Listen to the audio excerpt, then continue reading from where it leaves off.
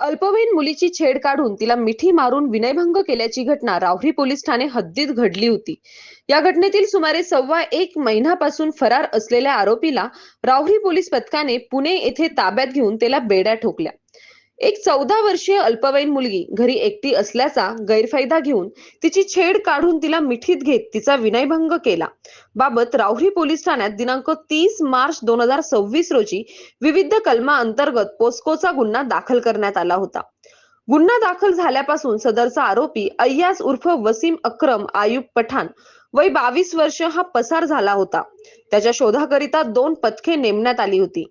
परंतु या गुन्ह्यास 1 महिना 1 आठवडा होऊन ही कोणतीही तांत्रिक माहिती उपलब्ध नसल्याने सदर आरोपी अटक करता आला नव्हता. दिनांक 6 मे 2026 रोजी रात्री 8 वाजेच्या सुमारास आरोपी बाबत पोलीस निरीक्षक संजय ठेंगे यांना गुप्त बातमीदारांकडून गोपनीय माहिती मिळाली की सदर आरोपी हा त्याचे अस्तित्व लपवण्यासाठी गुन्हा केल्यापासून पुणे येथे परागंदा झाला आहे.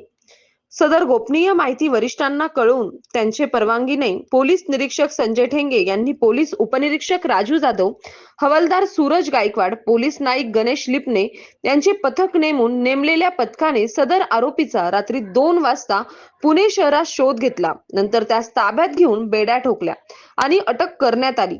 सदर कारवाई वरिष्ठांच्या मार्गदर्शनाखाली पोलीस निरीक्षक संजय ठेंगे यांच्या नेतृत्वात पोलीस उपनिरीक्षक राजू जाधव, हवालदार सूरज गायकवाड, संभाजी बडे, पोलीस नाईक गणेश लिपणे, संतोष शिंदे, प्रमोद ढाकणे, अंकुश जाधव, संतोष दरेकर, सायबर सेल श्रीरामपूर यांनी केली.